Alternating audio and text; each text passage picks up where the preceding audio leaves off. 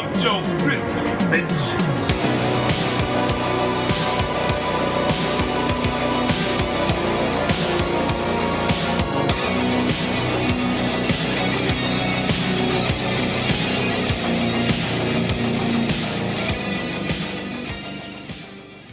What up, Militia? I mean Joe Grizzly, and when I'm not finally seeing a new MCU movie actually respect its source material, I'm at the Grizzly Cave, watching movies, reading comics, listening to metal, and of course, crushing beers. And I am back at the Grizzly Cave to bring y'all my review of the latest entry into the MCU and the latest adaptation of the Fantastic Four First Steps. And this was on my most anticipated films of 2025, and with Disney and Marvel Studios needing a win desperately after the success of James Gunn's Superman, the question is, did they get that win, or did they deliver another lackluster entry? Let's find out. This is Grizzly Grade Reviews.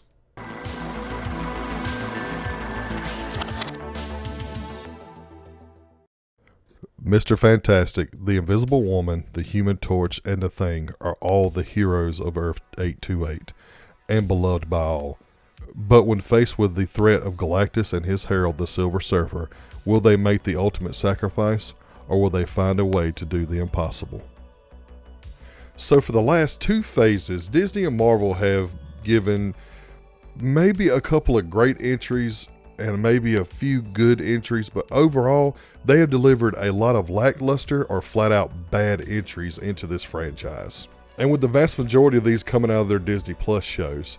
And even though I gave some of these positive ratings, and some of them good ratings, if I were to compare it to the quality of the Infinity Saga, majority of these would either get just barely good ratings or bad overall. And I know that that sounds ridiculous, and quite frankly, it sounds like a big cop-out. But in all actuality, these films have gotten so lackluster or even bad that the standards in which we have rated them have diminished. If I was stacking most of these films up and most of these Disney Plus shows up to the quality that we were getting during the Infinity Saga, it's immeasurable. It's not comparable whatsoever. Then we find out that Kevin Feige had been stretched so thin because he had to focus on not only the movies but also the Disney Plus side. And we find out that before any changes that he could make to increase the quality of the films or shows, by the time it reached him, it was already too late. They were already either about to be released or they were in post-production. Then they released the Thunderbolts, and that was a film that me and a lot of people really didn't care about, to be honest with you. It looked like it would be fun, but overall it just looked like more of the same that we have been getting the last few years. And that movie made everybody feel a glimmer of hope in the franchise because the movie turned out to be pretty good. But it still wasn't up to the standards that we had gotten in the Infinity Saga. It was right there on the cusp, but still would not be a top film in that era of Marvel. So then the entire future of the franchise was resting on the success of the Fantastic Four. And with its track record, a lot of people had little faith that it was going to pull it off. But after seeing it, I can honestly say that it seems that Kevin Feige and Marvel Studios have finally gotten their heads out of their asses and finally did the right thing and brought us a good, highly respectable adaptation of the Fantastic Four and a really good entry in the MCU. It also delivered one of the best MCU movies we have gotten to date. And no, I'm not overhyping it. This movie is that good. Starting out with the positives, the cast overall in almost its entirety is great. There is not a bad performance in the house to be had here. And starting out with the Fantastic Four itself, this is perfect casting. Starting out with Reed Richards, aka Mr. Fantastic, played by Pedro Pascal. When that was first announced that he was going to be playing Mr. Fantastic, I honestly was disappointed. I thought that he not only did not look the part, I didn't think that he could honestly pull off the personality of Reed. And that's not to say that Pedro Pascal isn't a good actor, because he is one of the best actors we have working today. The problem is that Pedro Pascal is literally in everything now. So people are kind of getting fatigued with him being in so many different movies. Because honestly, you see him multiple times a year in multiple films. And he might be he's like The Rock now, only a much better actor. I just want to throw that out there. But he has somewhat become Dwayne Johnson because he is in fucking everything now. And I didn't think that it was going to work. Not only did he not physically look like Reed Richards from the comics, I just didn't know if he could pull off Reed's personality and how Reed's mannerisms are and how his mind works and his drive and his convictions. I didn't think that he could pull that off to the extent that I felt like someone like John Krasinski could pull that off, because I know that a lot of people don't like Multiverse of Madness, and I am on an island here because I love that movie. John Krasinski was the actor that I really wanted to play Reed Richards, because not only does he look like Reed from the comics, he has this sympathetic and charismatic aura about him when he is portraying something that he can 100% have you be related to that character, even though they are legitimately one of, if not the smartest character in this entire fictional universe. And after seeing it, I can honestly say, even though he might not nail the looks of Reed, he 100% nails the personality, the mannerisms, the conviction, the drive of Reed Richards. He absolutely nails the personality and the drive of Reed, of having to have the answer for everything, for every scenario. He has to know everything and every possibility in order to make sure that whatever plan and whatever mission or endeavor they're going through is successful, and he has thought of all variables that could happen. And that is just like Reed in the comics.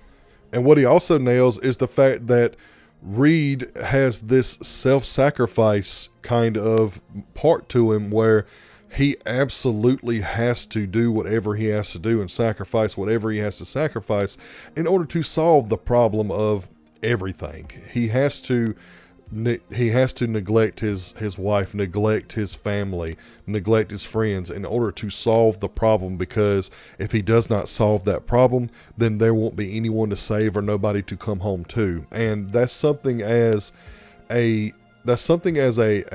a man in today's world that really resonates with me, and I'm sure it resonates with a lot of people, that a lot of men do give up their own self-health and mental health and even their own well-being in order to protect or to make sure the people they love are okay. And that was something that really hit home with me, and Pedro Pascal, with his dialogue and his performance, really nailed that home for me. And they don't just make him this intellectual robot. He actually is someone who is very tormented by the fact that he has to do the things he has to do in order to make sure the people he cares about are safe, by finding all the variables. And when he misses one of those variables, he absolutely holds himself accountable in the highest standings. And he also feels tremendous guilt about him missing that specific thing that caused everything to go wrong. One in particular is the event in which they became the Fantastic Four. He harbors a lot of guilt for what happened because of mainly what happened to Ben Grimm and him being forever changed into essentially a rock person who has physically changed to the point that he could never have a normal life. And Reed feels tremendous guilt for that and is still trying to find a way to make that right. Then you have Vanessa Kirby as Sue Storm, aka the Visible Woman, and she is the star of the movie. She is the even though she is the wife of Reed Richards, and usually the character of the wife usually takes back seat to the husband character, she is not necessarily the leader of the Fantastic Four, but she is definitely the glue that holds everything together. If Reed is the brains of the operation, she is the adhesive that keeps the team together and keeps them on track and keeps their drive moving forward. And she is kind of like this liaison for the team as well, where she is a representative of the team as a whole out into the real world. And I think that she absolutely nailed that. And one of the things that I really liked is that they didn't nerf her. They didn't depower her. She is the most powerful team member of the Fantastic Four. Her powers are put on display so well, and it's so well done, and is such a huge respect to that character without making her like what we would call a Mary Sue character. She earns her status as being the most powerful member of that team. And the other thing that makes her so damn good is her conviction and her tenacity to do whatever the hell she has to do to protect her family. And that is one thing that I found they really hit home here, because that's how Sue is in the comics. They absolutely nailed that character. You got Joseph Quinn playing Johnny Storm, aka the Human Torch, and he absolutely nails his character as well. He comes off as how he is in the comics, where he is a womanizer, but they did a little bit of a change, and I felt like it was a good change. Was they made him a lot smarter than what he is in the comics. They made him more of a yeah, he might be the jokester of the team and the ladies' man of the team, but they did more than make him just the playboy of the group. He actually wants to contribute to the team. He wants to help solve problems, and he knows that Reed has everything on his plate. So when he finds something that he has the ability to solve, he goes right for it, and he tries to solve it himself without bothering Reed. They also make him this person who is an adventurer. He craves adventure. He wants to go back into space so bad, and he is willing to do anything to do that. And that was something that I felt like was really, really accurate to how Johnny is in the comics. Then you have Ebon Moss-Baccarat, who plays Ben Grimm, aka The Thing, and he nails his character as well. He does a great job of giving this character who has been to space, who has become a superhero, has been changed physically into what some people would consider a monster, and still maintain that hooligan from Yancey Street persona. And I thought that was absolutely perfect, because just like I said with the other three, that is exactly how Ben Grimm is in the comics. And he is also like the heart of the team. He is the one who is always there to ground everybody, to bring everybody back down when they are all either separating or they are all at odds with each other. And I thought that was also indicative of how his character is in the comics. And it's just really, really refreshing to see all of these characters being portrayed so well to their comic counterparts. Along with that, they also nail the kind of brotherly aspect relationship of Johnny Storm and Ben Grimm, and there are moments where they are hilarious. And I did like how their banter back and forth was coming from more of a just ribbing your brother type deal, instead of a angle where it's like they really dislike each other, but they kind of find a way to like each other and work as a team.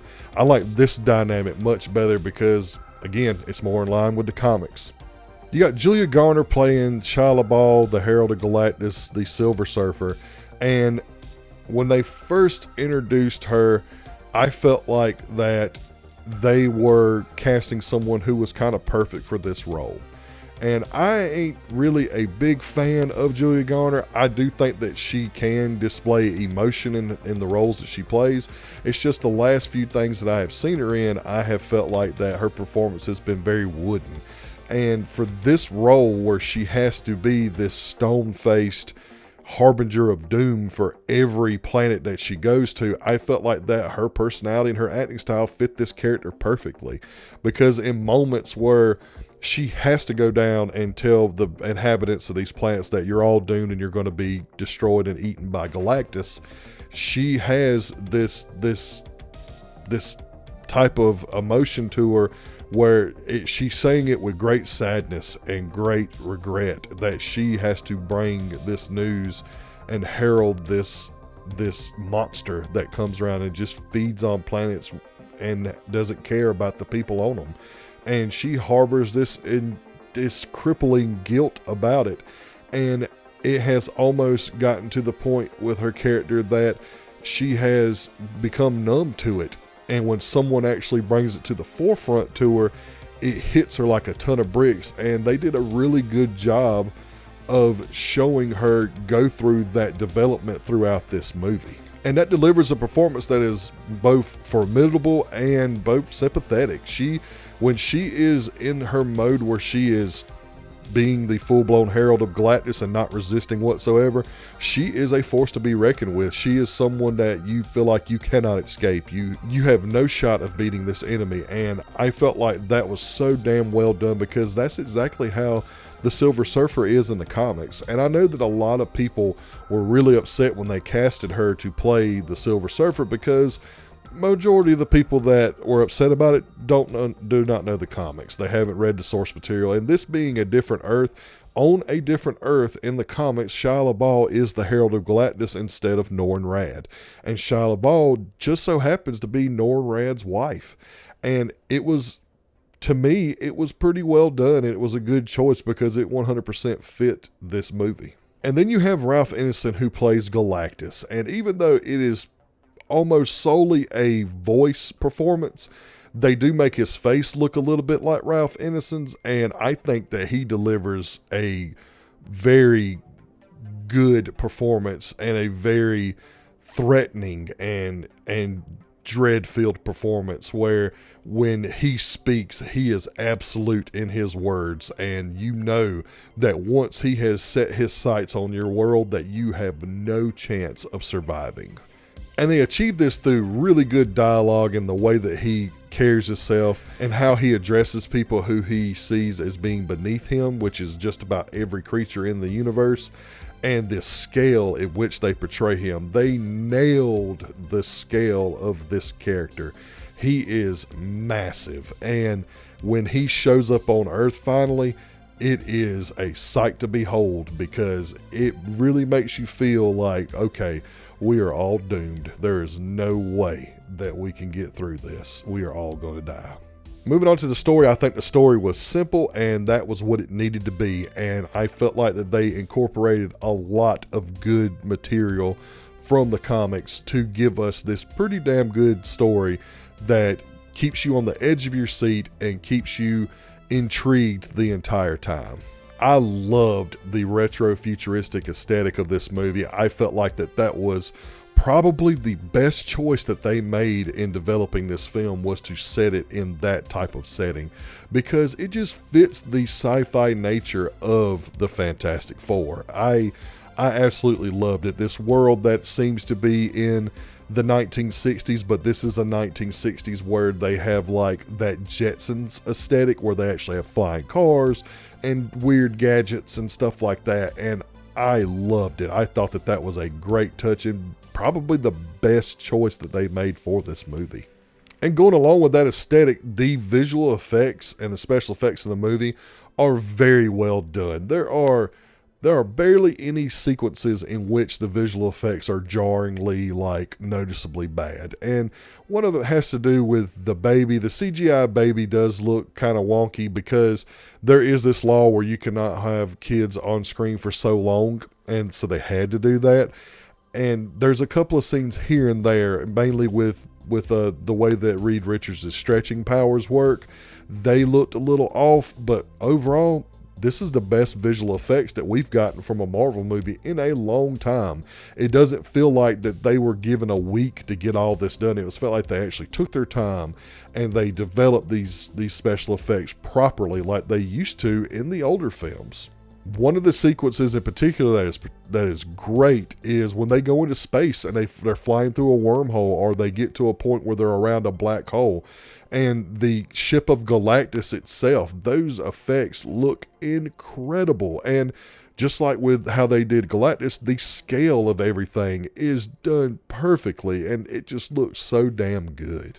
I think a choice of having this on an alternate Earth was a very, very good choice as well, because it divorces itself from everything that is happening in the main Marvel timeline right now.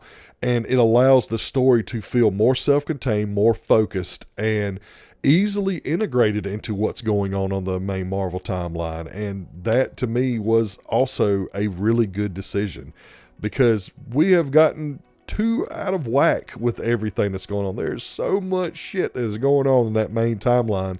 And almost none of it has been tied up. There are so many loose ends, and the choice to make this a different Earth so that they could focus on these characters and focus on the story itself was very, very refreshing. And one of the more positive things that I have to say about this movie that is such a breath of fresh air is how serious this movie is, how it is this good, uplifting family movie like how Superman is, where it's just hopeful and there's a lot of upbeat energy here. This movie gets really dark, and it keeps that darkness and that dread for a while, and yet it never loses that glimmer of hope that these heroes instill into people. And the comic relief in the movie, even though it wasn't anything to write home about, it became comic relief instead of horribly timed, tone-killing jokes like the majority of the MCU has become now. That is how it is supposed to be done. And man, that was so refreshing to see, because I have been so sick of what I've always called red-face comedy in this franchise, where you make this joke that you think is really funny, but no one else thinks is funny. That has been the joke of this franchise, and it was so refreshing to see them go away from that and actually treat this movie properly. The ending of this movie is the best ending we have gotten in a Marvel movie in a long time. And I might be out of pocket when I say this, but in my opinion, that was the most on edge that I was in a Marvel movie since probably Endgame, if I'm being honest. The stakes at which they are up against and the consequences of them failing was so great, and the odds were so stacked against them, and the outcome of everything just had us on the edge of our seat the entire time. Everyone in my theater was captivated and glued in and locked in on the screen when the final act took place. It was so damn well done. And finally, my final positive, and it's the most important thing to me as a fan of these characters, is they respected the source material so damn much and done so good with this that it just had me like ecstatic and had me so thankful that they finally got their head out of their ass and said, you know what, we're actually going to make a movie that really is geared towards the love for these characters. And they did it without doing the thing where you have to do the origin story and all that. They do provide somewhat of an origin story in this, but it's like an origin story told through a couple of like clips from adventures and clips from when they were going into space and when they arrived back home and they were changed. And I thought that was done so well, because in this movie, they've been the Fantastic Four for like 4 years, and they are like really, really good at their job. And that's very indicative to how it is in the comics. And I love that they didn't go through the whole rigmarole of let's do the origin story, let's do this, let's do that. And they just did a good job with that. And respecting the source material is always going to be something that I'm going to praise. And they absolutely did that in this movie. Moving on to the mix, although I do feel like all these characters were portrayed perfectly, I do think that Johnny Storm and Ben Grimm were both placed on the back burner and not as developed as Reed and Sue Storm was. And that was something that wasn't a deal breaker, but it was a little bit unfortunate. Ben Grimm in particular is the one who definitely feels sidelined and underdeveloped. They show a little things with him and his desire to be normal and him falling in love with a woman that he meets on the street and stuff like that. But I felt ultimately it didn't get developed enough for it to be included in the movie. And that doesn't mean that it's something that's a throwaway scene. It was just something that I felt like they needed to expand more on. And maybe in future installments, we will get a broader expansion of this. Moving on to the negatives. The one negative that I have about this movie is one of the shorter Marvel movies that we have gotten. It's right under 2 hours. And I know that there are scenes that we see in the trailers that are not in this movie and that they have been cut out. And that is where my negative comes in, is there are certain scenes and certain parts of the movie where you could obviously tell that something had been edited out. And it wasn't necessarily this really, really sloppy job or anything like that, but it was noticeable. At least to me it was. Like, there is like a whole section where John Malkovich was in this movie as a character called Red Ghost, and that was cut out entirely.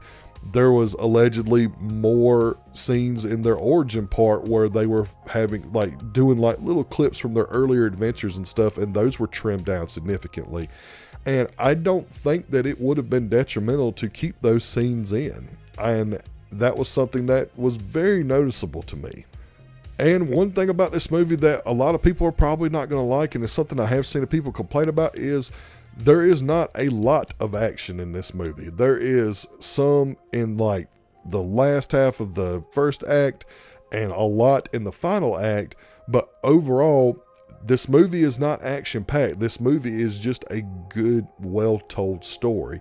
And that almost went into my mix section, but I do think that there needed to be a little more action in the middle section. There was a lot of, we need to solve the problem in that little section, and I would have just liked a little bit more action.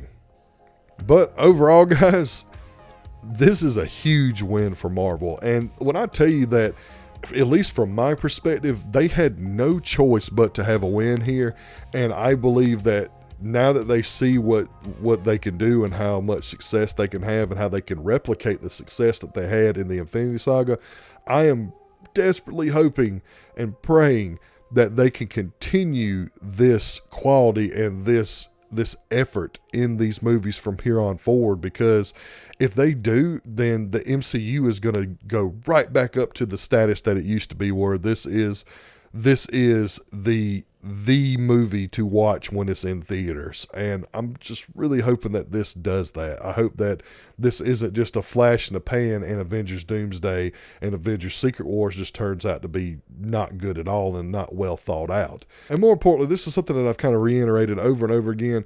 The attention to detail and the respect given to the source material is also something that has really, really catapulted this movie up there for me, because it needed to happen. It needed, these characters needed a extra special TLC, because in the previous three films, they have not been portrayed well. They have been portrayed as joke characters, as goofy characters, and that was something that they desperately needed to fix, and they 100% did it in this movie.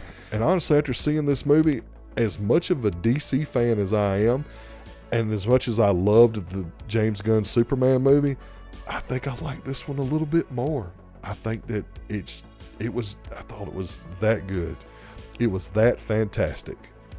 Gotcha. So with all that being said, Fantastic Four First Steps gets a 4.5 out of 5 and is 100% Grizzly grade guaranteed. Go out, take your family. This is like the perfect family superhero movie. Just make sure that you go out and see it, because the MCU may very well be back. This movie may have saved the MCU. And that's going to bring this video to an end. Thank you all so much for your continued support and patience. Without y'all, this channel isn't possible. And if you like this video, like it. If you like it enough, please head over to the channel, hit the subscribe and bell button so you never miss a video. Also, please follow me on all social media platforms so you can get channel updates, movie news, and all forms of badassery. Coming up next is one of my other most anticipated films of the year, which is Dave Franco's Together. This movie looks absolutely batshit crazy, and I can't wait to watch it. So stay tuned for that review. And remember, I'm Joe Grizzly, bitch.